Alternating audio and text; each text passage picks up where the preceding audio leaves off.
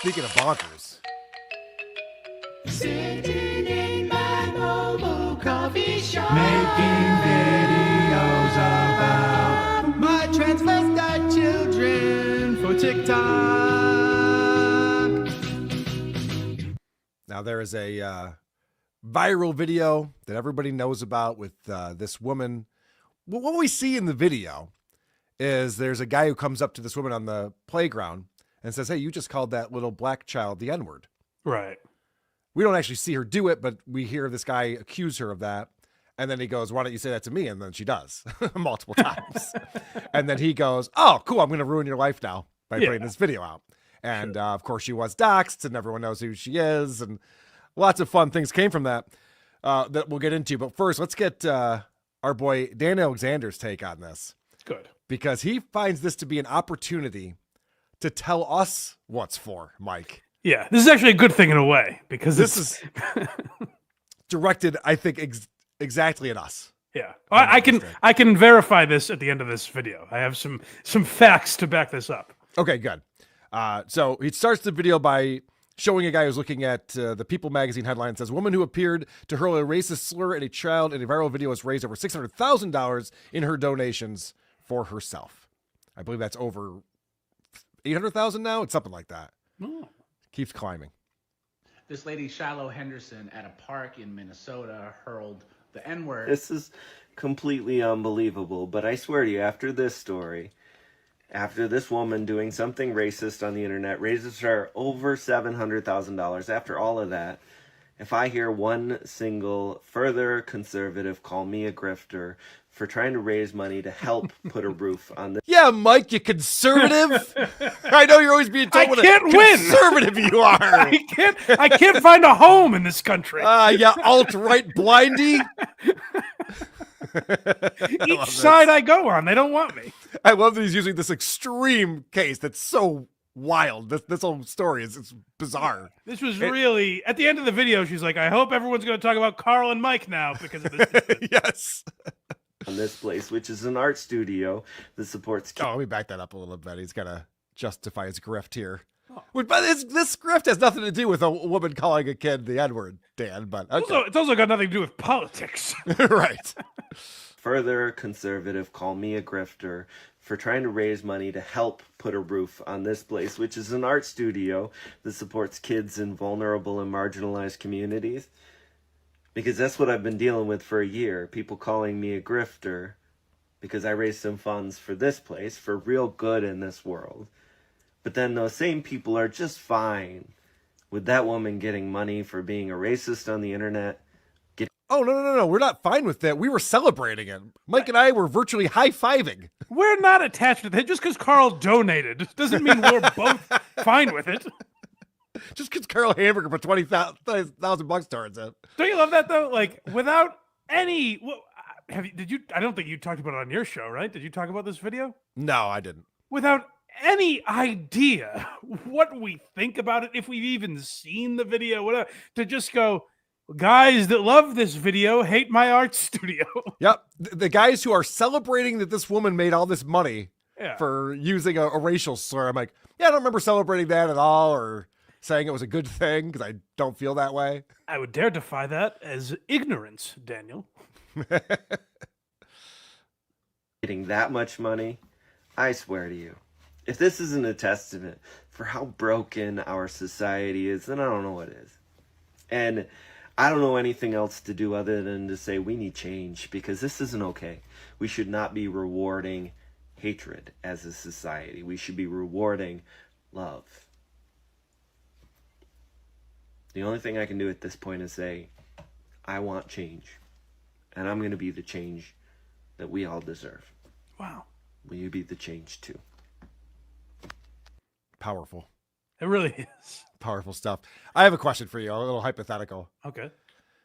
Would you allow a viral video of you calling a child the N-word to go out if you got paid $700,000 for it? Millions of people see you calling a child the N-word, and you get $700,000 for it. Yeah. I think I would put a certain, say what you want about Massachusetts. The part of Massachusetts I'm from, I think I'd be celebrated for it. Western Mass is a whole different ballgame. So I could always go home. Yeah, you get booked on Compound Media. You get a show on the weekends over there. All right. Yeah, what the hell? That's not a bad chunk of change. I could invest it smartly, properly. So I think that's worth it. I honestly don't know. I'd have to think about it. That would be some kind of scarlet letter. Who's the lib now, huh, guys? So this story is crazy because this woman's raised over $700,000 because that she got doxxed and she says she has to relocate now and all this stuff. The person who posted the video has been raising all of this money, and it turns out the person who posted it has been charged with S-ing a 16-year-old. I don't know if you heard about this. Good Lord, no. Yeah, like him and his brother are from Somalia, and they got this young girl to come to their house, and they kept her there for 24 hours and assaulted her multiple times. This is the story that I'm reading. Just to back up a little, why are people donating to that person? Because he was called the N-word? Why are people donating to him? But this is the craziest. I just found out about this today. The NAACP of this area in Minnesota also has a GoFundMe. They've raised $341,000. Wow. This is a pretty lucrative video. Yeah, this video has raised over $1 million for people. This lady did a lot of good for a lot of people. It says NAACP Rochester branch, our children are sacred, and it shows the picture of this woman, and then just I think some random black kid just being held by his dad and very upset. But it says the Rochester branch of the NAACP is outraged and deeply disturbed by a racist hate incident. Let us be clear. This was not simply offensive behavior. It was an intentional racist, threatening, hateful, and verbal attack against a child, and it must be treated as such. And so they have to raise money for some reason. I mean, now that I have the money, I don't mind the racial epithets. This is some grift that's going on. Is this money going to that child? What is the money solving? What is the money doing? That's what everyone's trying to figure out. Like, how would this make anything better? Rub this money on your wounds. Also, the guy who started filming it, was the first one to use that word, if I'm not mistaken. Right. Is he allowed to? I haven't heard his voice. I mean, I thought the whole problem was like he's a child. He shouldn't be hearing words like that. That's fair. That's a good point. I don't know. I don't understand this story at all. I wouldn't give anybody to anyone involved in this. There was no money required. I know. There was not a transaction involved. There's no... When, what was the... Billy went to the dentist or whatever that video was, or Charlie bit my finger. I wasn't just like, where do I give money? This is a very entertaining video. Right. This is a transaction between, and probably very often, what two homeless people are doing. You literally don't need money for this exchange. Those people would actually need that money. Yeah. All right. This is another funny video. Before we move on to that video, can I confirm that I believe he is talking about us? Oh yeah. Please. Because I think people might be saying, Mike, Daniel Alexander is a very famous guy. Everyone in Target knows who he is. Mm-hmm. How the fuck would he have time to know who you and Karl are? So what was troubling, thank God I found these videos, because at first when I logged into TikTok, I went into who I follow to find Daniel's account. I only follow a couple people on TikTok, and usually I click on his name, but his name was gone. Oh, no. And I thought, oh, no. I thought, that can't be. And then I search him, and the Shoe Fits account doesn't come up for me anymore. Wow, you got blocked. I don't use TikTok anymore. I don't see you as a big TikToker, yeah. I've barely ever used it. I've used to post clips of my show. I never tagged Daniel or anything, so to my knowledge, he didn't know my TikTok existed. But I have been blocked by Daniel Alexander. That's hilarious. Yeah. So now, yes, that's the remedy. Us. The remedy for this was I logged out of TikTok, and I can see all his TikToks now. So it wasn't that big a deal, but it wasn't that difficult to get around that hurdle for you. Yeah, Dan's one of these guys who's like, if you don't like what I do, then you must be a conservative and a racist and a bigot. It's like, no, we just think that you're a grifter and that what you're doing is ridiculous. Right. If the videos aren't for me, then who are they for? Like, if anyone needs teaching, It's me. I need to learn. I think Daniel's lying about this art studio. I need to learn the power of his ways. So if I'm blocked, how can I do that? It's a good point. Yeah, Dan, you're really not helping yourself out here. It's almost like you want to just preach to the choir and get praise for it. Yeah, a little bit. That's what it seems like to me. It's like Stuttering John with his political show. I'm only doing this so that Trump doesn't get reelected. You're like, you're talking to 17 Democrats at a time. They're voting. They're voting against it. Don't worry. They got you, buddy. All right, here's let's find out about Dan's coffee and how good it is. Oh. Either I serve the best damn coffee ever and my customers would do anything to come and get it, or when you do good in this world, good comes back around. Because the other day I was stuck under my truck trying to replace the power steering line. It needed to be replaced, and this is a mobile coffee shop. So if my truck isn't working, then I can't tow my coffee shop and my customers don't get their coffee. And I mean, I have the battle wounds to prove that I was under that truck for hours trying to get the new line back in. Getting the old one out wasn't so bad, but getting the new one back in was pretty tough. Now, it got to be dark, and I was about to give up, and I'm really not good at asking for help. I'm pretty... Whoa. Hold on. Hold on a second. Record Lover pointed out on this one. I was like, oh, he's not good at asking for help? This is a man with 3 GoFundMes and an Amazon wish list. He doesn't ask for help at all? No. What he said is, none of those GoFundMes have met their goal. He's not good at it, which is accurate. No one's even bought me 5 iPads from my Amazon wish list. Yes. Yeah, that's hilarious. I'm not good at asking for help. No one believes him, so he's correct. Also, I don't think you should ask for help. I think you should pay a professional in this scenario. If you're working on your brake light or something, you might want to have a pro do that for you. This is where Daniel gets confused, where like gender doesn't matter, yet he's all man. Right. Like he's 6'1", 210 pounds of muscle, and he works on his own car. Well, like who cares what men do, Give up, and I'm really not good at asking for help. I'm pretty terrible at it, to be honest, because I grew up with parents who believed that you should lift yourself up by your bootstraps, so asking for help sometimes can be complicated. I sent a message out to a bunch of my regular customers just so they know I wouldn't be there in the morning because... He has a list of his customers' phone numbers or emails? Terrifying. I want to get on this list. I would love to be greeted with a Dan Alexander message in the morning. What's your large coffee, 1 milk, 2 sugars? What's your phone number? Why? Do you want me to start texting you regularly? Yeah, that'd be great, Dad. Please, here's my number. I'm building a little community here. I want to text you when I need my engine replaced. What a weirdo. Because my truck was down, and one of those customers reached out to me and asked where I was at and came and helped me. And within 30 minutes, my truck was up and running, no issues, and I was impossibly thankful. Do I think it's because he really loves my coffee? Well, I think he likes my coffee quite a bit. He's here every day. But what I really think happens is I stop every morning to have a little conversation with him, to show some kindness, to talk with him, to make sure he's okay, just like I do all of my customers. And when you do good in this world, good comes back around. So here's the translation I got from that. This customer he's talking about is a lonely loser. He's paying for a friend $5 at a time. I thought we were at least going to get, and that customer was a woman, and we'd all go, oh yeah. Sadly, that customer was half Hispanic. Whoa. You don't say. It's amazing, Dan. But he's like he can't even be self-deprecating. Where what was it he said that? Oh, he's like, do I think he missed it because he misses my coffee so much?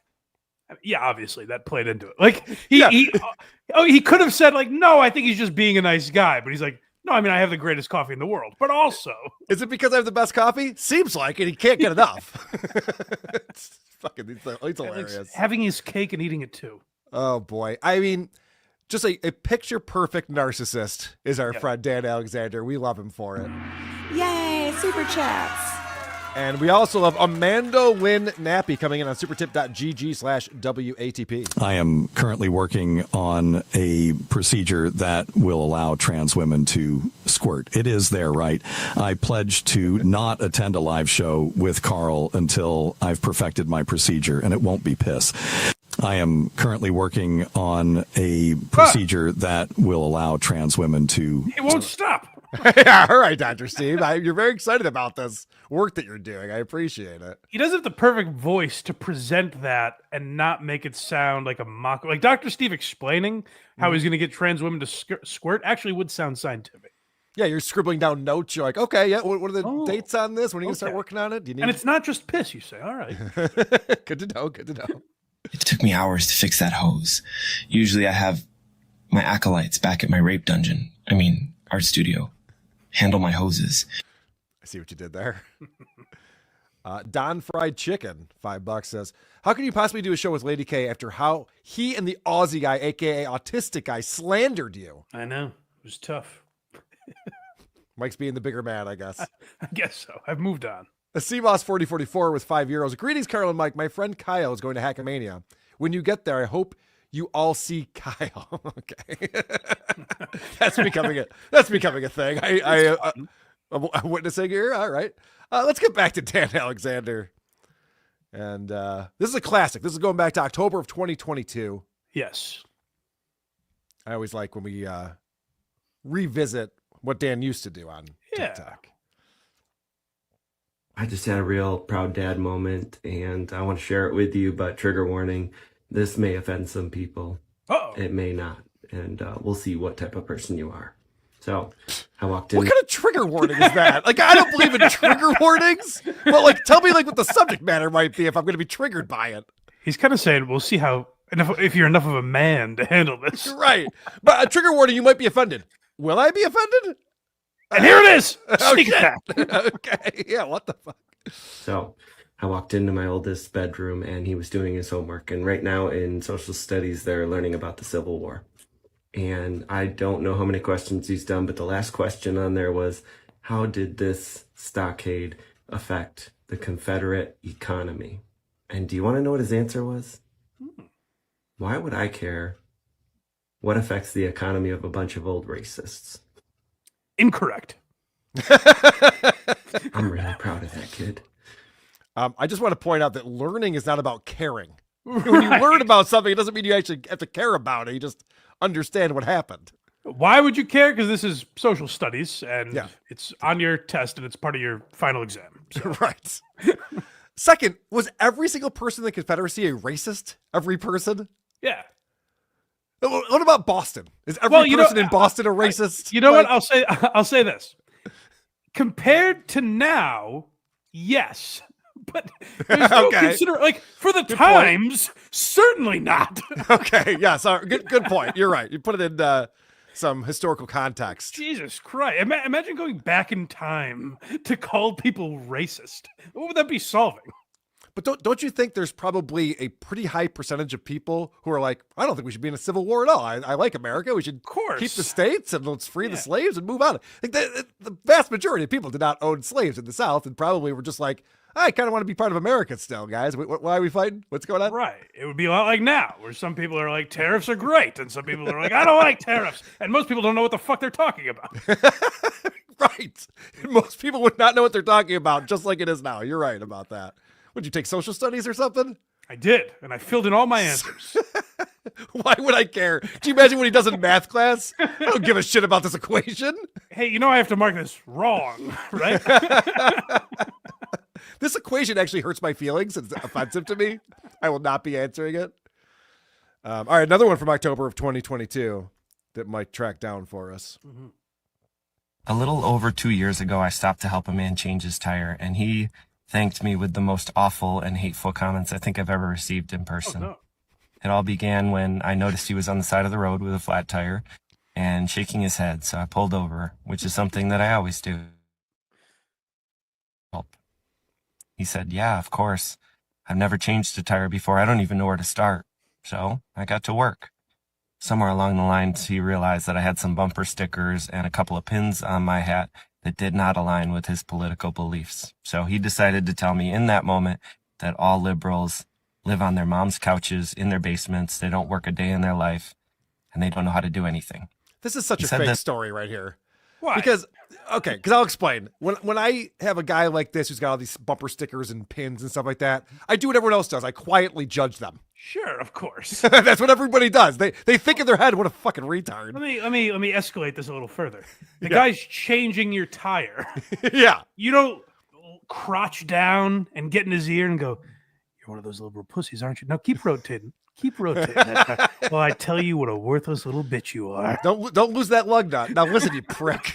It's so stupid. You don't know how to do anything. He said this all as I was changing his tire, something he didn't know how to do. So, for the man this morning who decided to tell me that all liberals hate all conservatives, you're wrong. I'll stop to help anybody. In fact, that's what makes me a liberal. I care about other people.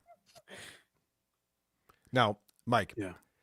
He wants so badly to have confrontation all day long, every day. He's got bumper stickers. He's got all the stickers at his mobile coffee shop. He says he's wearing pins. He wears those T-shirts that try to get conversations going. He just wants confrontation. Like, I have some wacky political views, but I don't have a T-shirt that says women shouldn't vote. I kind of keep that shit to myself and sometimes on my YouTube channel. You do have a Sabres jersey that says QAnon on the back as the name, which I've always found odd. That's hilarious. I don't think I'm going to do that. That would get a conversation going. Some guy comes up to me, he's like, "Hey, the Sabres," high fives me, and it looks like, goes, "Oh, fuck." They trade for him? I don't remember that. Yeah, he's going to be the savior of the team. Probably make the playoffs, I think. But his closing statement there is saying, like, I got a comment today that all liberals hate all conservatives and vice versa. And that's true, except for one man, me. I'm a hero. I stopped to help this guy, even though he hates me. He's Jesus-like in that way. Yeah. When I watch a lot of his videos now, there's sometimes he just pontificates about nothing. And he's making these hero statements. And sometimes I think, like, oh, that video wouldn't make sense for the show. It's obnoxious, but why would I play it? And then I think of that, not the intro we played today, but the Batman one. Yes. Like, all the statements he makes. I'm like, it's perfect for that. How you would think, like, the guy that made it from the Drew Lane show would have to search for days. Right. Every video, he has a sentence that would fit in that little jingle. I would do anything in my power to keep them happy, healthy, and safe. Shit like that. The name that they would call their superhero was... Yeah. Every video has a statement like that. Statements that you or I or any other normal person would never utter in their lives. No, and I mean, unless it's about someone else. Like, if you had to write an essay about Martin Luther King or something. Sure. You might have a kind thing to say, a nice compliment, but no one talks about themselves in that way. Right. Go to blindmike.net for Blind Mike, or go to whoarethese.com for Karl, and make sure you subscribe to both channels, or there will be no banter.